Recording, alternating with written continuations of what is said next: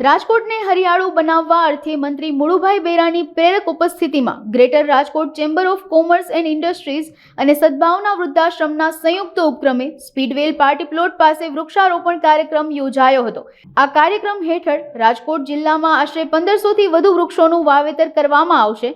આ તકે મંત્રી મુળુભાઈ બેરાએ 1500 જેટલા વૃક્ષોના વાવેતરના સંકલ્પને સમાજ માટેનું મોટું કાર્ય ગણાવતા કહ્યું હતું કે આપણું ગુજરાત રાજ્ય દરેક ક્ષેત્રમાં આગળ છે, દેશનું ગ્રોથ એન્જિન છે, ત્યારે ઔદ્યોગિક વિકાસની સાથે પર્યાવરણના જતન માટે રાજ્ય સરકાર કટિબદ્ધ છે। રાજ્યનો વન વિસ્તાર હાલ 11% છે, જેને વિશેષ પ્રયત્નો થકી 30% સુધી લઈ જવાની ગુજરાત સરકારની નેમ છે।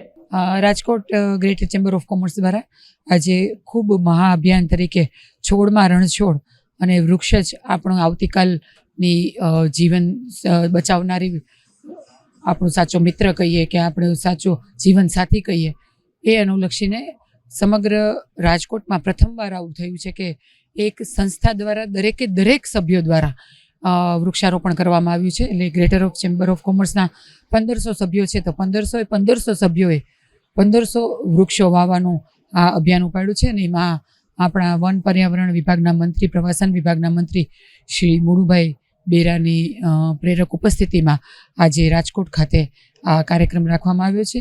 સમગ્ર રાજકોટને ગ્રીન રાજકોટ બનાવવાના સંદેશ સાથે ગ્રેટર ચેમ્બર ઓફ કોમર્સ પણ આ અભિયાનમાં જોડાયું છે। એ બદલ ચેમ્બર ઓફ કોમર્સને હું ખૂબ અભિનંદન આપું છું। ગ્રેટર ચેમ્બરનો હંમેશા મૂળભૂત સિદ્ધાંત રહ્યો છે કે પાયાનું કામ કરવું અને લોકો સુધી પહોંચે તેવું કામ કરવું। જેમ કે અમે જે પણ કાર્યક્રમો કરીએ છીએ એ પણ ઉપર છેલ્લા કે પબ્લિસિટીના એંગલથી નથી કરતા, પણ મૂળભૂત કાર્યક્રમો, દાખલા તરીકે હમણાં ઇન્કમ ટેક્સના પ્રશ્નો હતા, સેક્શન 43BH વિશે, તો એના માટે અમે 3-4 સેમિનારો કર્યા। એ પહેલાં અમે GST પર સેમિનાર કર્યા। હમણાં આવતા મહિનામાં અમે ઇલેક્ટ્રિસિટી ઉપર કરવાના છે, સોલાર પાવર અને રિન્યુએબલ પાવર પર।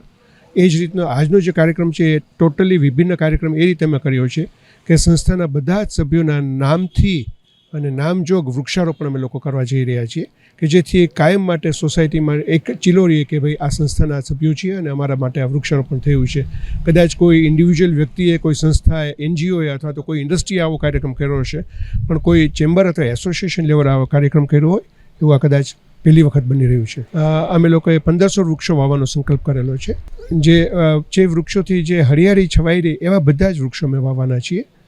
લીમડો છે, બીજા વૃક્ષો છે, એ બધા અલગ અલગ વૃક્ષનું વાવેતર કરવાના છે, અલગ જગ્યા ઉપર જ ટોટલ વાવેતર કરવાના છીએ। અમે એવું માનીએ છીએ, મૂળભૂત રીતે વેપારી સંસ્થા છીએ।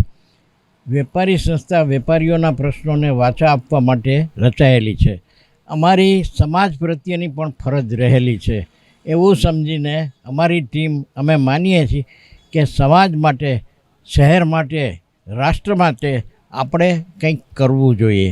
એટલે એના ભાગરૂપે, એ માન્યતાના ભાગરૂપે પર્યાવરણ બચાવવું અને પર્યાવરણમાં વૃક્ષો વાવી અને કાર્બન ઉત્સર્જનને કંટ્રોલ કરવા માટેનું કાર્ય કરવું જોઈએ એવું ગ્રેટર રાજકોટ ચેમ્બર બેઝિકલી માનીએ છીએ।